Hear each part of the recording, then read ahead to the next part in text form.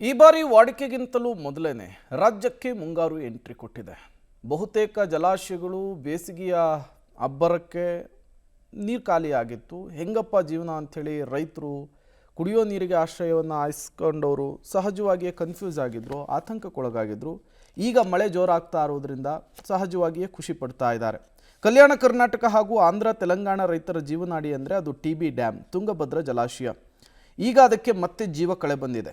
ನೋಡಿ, dead storage ಹಂತವನ್ನು ತಲುಪಿತ್ತು ಜಲಾಶಯ. ಬರೀ 10 TMC ನೀರಷ್ಟೇ ಇತ್ತು. ಕಾರಣ ಬೇಸಿಗೆ ಬಿಸಿಲ ಅಬ್ಬರಕ್ಕೆ ಎಲ್ಲ ನೀರು ಕೂಡ ಖಾಲಿಯಾಗಿತ್ತು.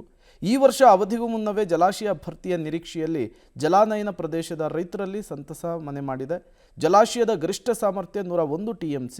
ಮುಂಗಾರು ಮಳೆ ಆರಂಭದಲ್ಲಿಯೇ ಜಲಾಶಯಕ್ಕೆ ಜೀವಜಲವನ್ನು ತುಂಬಿದೆ. ಮಳೆ ಹೀಗೆ ಮುಂದುವರೆದರೆ ಅತಿದೊಡ್ಡ ಜಲಾಶಯ ತುಂಬೋದ್ರಲ್ಲಿ ಡೌಟ್ ಇಲ್ಲ.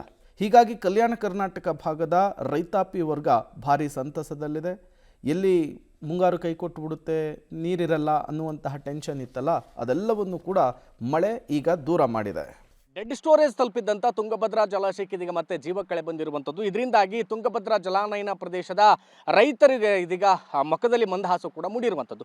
ಪ್ರಮುಖವಾಗಿ ಉತ್ತರ ಕರ್ನಾಟಕದ, ಕಲ್ಯಾಣ ಕರ್ನಾಟಕದ ಬಳ್ಳಾರಿ, ಕೊಪ್ಪಳ, ವಿಜಯನಗರ ಮತ್ತು ರಾಯಚೂರು ಜಿಲ್ಲೆ ಸೇರಿದಂತೆ ಆಂಧ್ರ ತೆಲಂಗಾಣದ ಲಕ್ಷಾಂತರ ಎಕರೆ ಕೃಷಿ ಭೂಮಿಗೆ ಇದೇ ಒಂದು ತುಂಗಭದ್ರಾ ಜಲಾಶಯದ ನೀರನ್ನು ನಂಬಿಕೊಂಡು ರೈತರು ಕೃಷಿ ಚಟುವಟಿಕೆಗಳನ್ನು ಮಾಡ್ತಾ ಇದ್ರು. ಅಂದರೆ ಒಂದು ವಾರದ ಹಿಂದಷ್ಟೇ 7 ರಿಂದ 8 TMC ನೀರಿದ್ದಂಥ ತುಂಗಭದ್ರಾ ಜಲಾಶಯದಲ್ಲಿ ಇದೀಗ 10 TMC ನೀರು ಸಂಗ್ರಹವಾಗಿರುವಂಥದ್ದು. ಯಾಕಂದರೆ ಜಲಾನಯನ ಪ್ರದೇಶದ ಮೇಲ್ಭಾಗದಲ್ಲಿ ಮಳೆಯಾಗ್ತಿರೋದ್ರಿಂದ ಜಲಾಶಯಕ್ಕೆ ಪ್ರತಿದಿನವೂ ಕೂಡ ನೀರು ಹರಿದು ಬರ್ತಿರೋದ್ರಿಂದ ಸದ್ಯ ಜಲಾಶಯಕ್ಕೆ ಇದೀಗ ಜೀವಕಳೆ ಬಂದಿರುವಂಥದ್ದು. ನಾನೀಗ ತುಂಗಭದ್ರಾ ಜಲಾಶಯದ ಹಿನ್ನೀರಿನ ಹಿಂಭಾಗದ, ಅಂದರೆ ಜಲಾಶಯದ ಹಿಂಭಾಗದಲ್ಲಿದ್ದೀನಿ. ಇಲ್ಲಿಗೆ ಗಮನಿಸ್ಬೋದು, ಒಂದು ವಾರದ ಹಿಂದಷ್ಟೇ ಡೆಡ್ ಸ್ಟೋರೇಜ್ ತಲುಪಿದ್ದಂಥ ತುಂಗಭದ್ರಾ ಜಲಾಶಯ ಇದೀಗ ಮತ್ತೆ ಜೀವಕಳೆ ಬಂದಿರೋದ್ರ ಜೊತೆಗೆ ಆದರೆ ಸಮುದ್ರದ ಅಲೆಗಳ ರೀತಿಯಲ್ಲಿ ನೀರು ಇದೀಗ ಅಪ್ಪಳಿಸಿ ಬರ್ತಾ ಇರುವಂಥದ್ದನ್ನು ಕೂಡ ಕಾಣ್ಬೋದು. ಯಾಕಂದರೆ ಮಳೆ ಇರಲಿಲ್ಲ, ಮೇಲ್ಭಾಗದಲ್ಲಿ ಮಳೆ ಇರದೆ, ಮಲೆನಾಡು ಭಾಗದಲ್ಲಿ ಮಳೆ ಇರದೇ ಇರೋದ್ರಿಂದಾಗಿ ಜಲಾಶಯಕ್ಕೆ ಒಂದು ಹನಿಯೂ ಕೂಡ ನೀರು ಹರಿದು ಬರ್ತಾ ಇರಲಿಲ್ಲ. ಇದ್ದಂಥ ನೀರೆಲ್ಲವೂ ಕೂಡ, ಅಂದರೆ ಹಿನ್ನೀರಿನಲ್ಲಿದ್ದಂಥ ನೀರು ಕೂಡ ಅದೆಲ್ಲವೂ ಕೂಡ ಆವಿಯಾಗ್ತಕ್ಕಂಥ ಪರಿಸ್ಥಿತಿ ಇತ್ತು. ಅದ್ರ ಜೊತೆಗೆ ಇನ್ನು 2-3 TMCಗೆ ಬರ್ತಕ್ಕಂಥ ಸಾಧ್ಯತೆಗಳಿತ್ತು. ಆದರೆ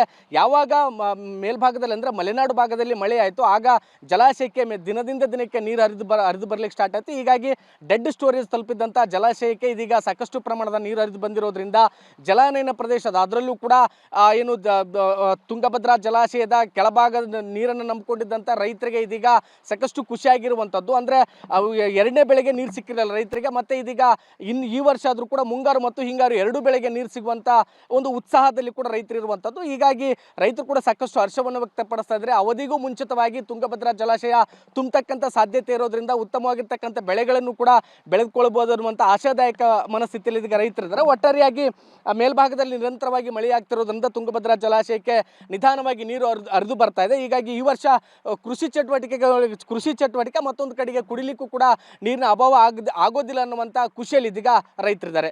ಕ್ಯಾಮರಾಮನ್ ಭರತ್ ಜೊತೆ ಅಮರೀಶ್ ಹೊಮ್ಮಿನಾಳ್, ಪಬ್ಲಿಕ್ TV, ಬಳ್ಳಾರಿ.